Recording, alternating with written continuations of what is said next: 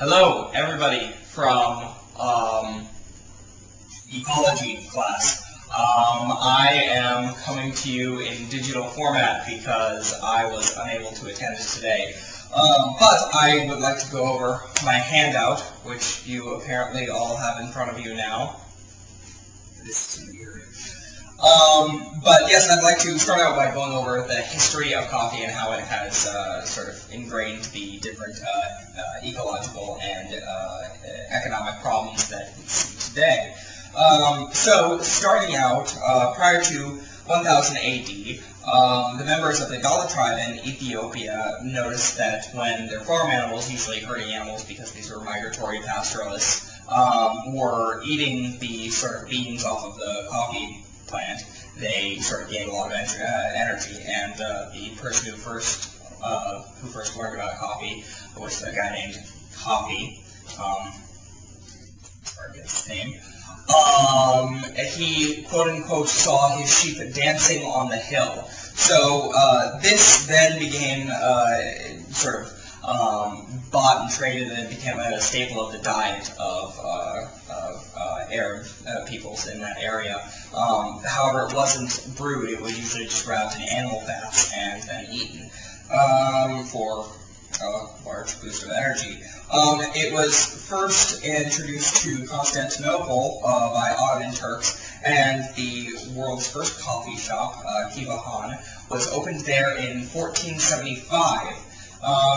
And this sort of is one of the beginnings of seeing coffee as a culture and how it sort of integrates itself into culture. And obviously, Constantinople was sort of a hub of world culture at this point for the Eastern Empire. So, and that's kind of an important thing. We see that coffee is a largely Eastern-oriented staple crop, and at times a staple of their society and their diet as well.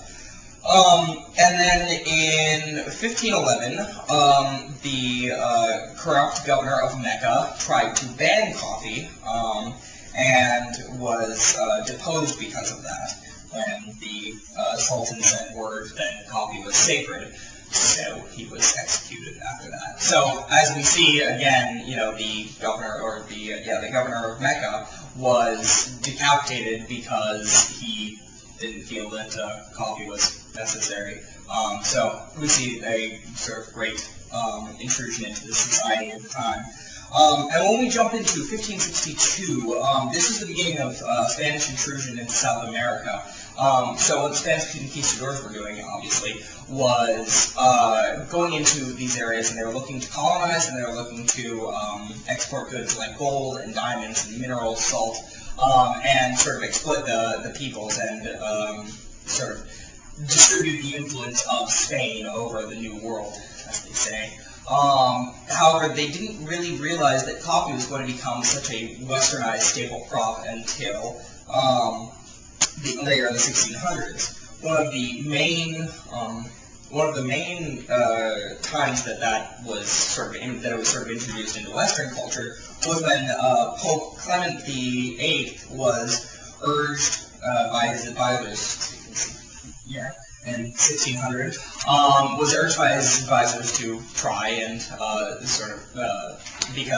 try the drink, to try coffee, because it was largely looked upon as sort of an infidel drink, that only Arabs and Muslims were the people who enjoyed it largely, so therefore it wasn't something that that should be enjoyed by a largely Catholic country. He then blessed the drink and said that it was an acceptable Christian beverage. Now, this is the first time that we see that coffee is sort of infused into what we now have as Western culture, and this is then carried through to modern day.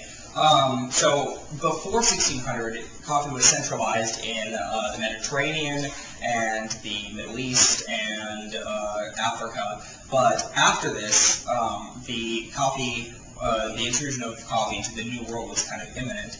It was said in 1607 that John Smith, who founded the colony of Jamestown in Virginia, was the first person to bring coffee into the New World. Well, this is sort of a largely disputed fact because, who's to say that he was the guy who brought it, but it's just a nice historical answer to it. What is important is not that he brought it, but that it was brought on long journeys, because it became a staple in the diet of the Westerners who were colonizing the New World. So they had already been used to coffee, and from the ground up, the coffee was in the diet and the culture of the people of the New World, so in America. At this point, in 1621, we see the Netherlands start to begin gaining influence as a world power. And this is when the Dutch West Indies Trading Company, or DWC, gained exclusive rights to colonize the New World and West Indies, the Caribbean, Brazil, and the Americas, as well as the Virgin Islands and parts of Indonesia and Malaysia. So it's not like they actually got these rights from anywhere. They were just sort of granted an issuance of this colonization by the government of the Netherlands. And the Dutch were actually one of the sort of most aggressive people to push coffee upon the New World.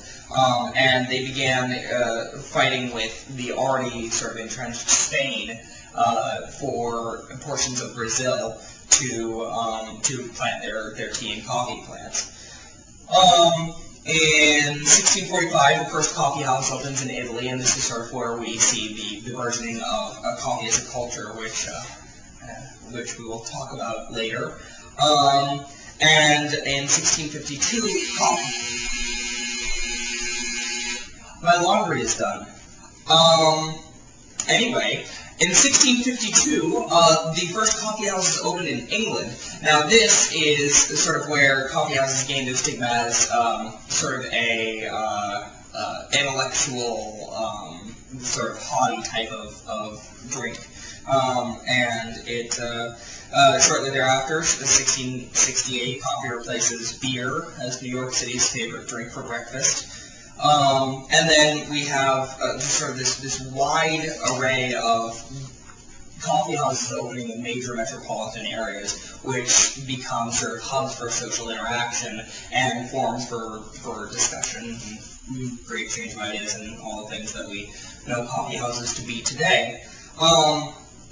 In 1690, a coffee plant was smuggled out of the Arab port of Mocha, and the Dutch became the first to transport and cultivate the coffee commercially.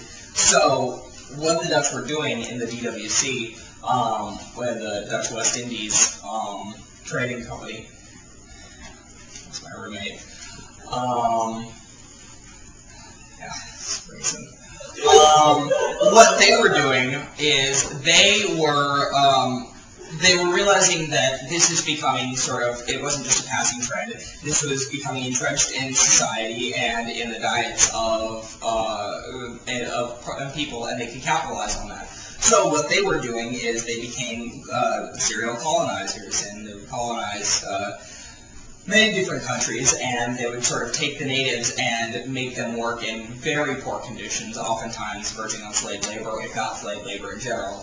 In Africa, the Dutch were known to cut off hands for impudence and still make the slave work.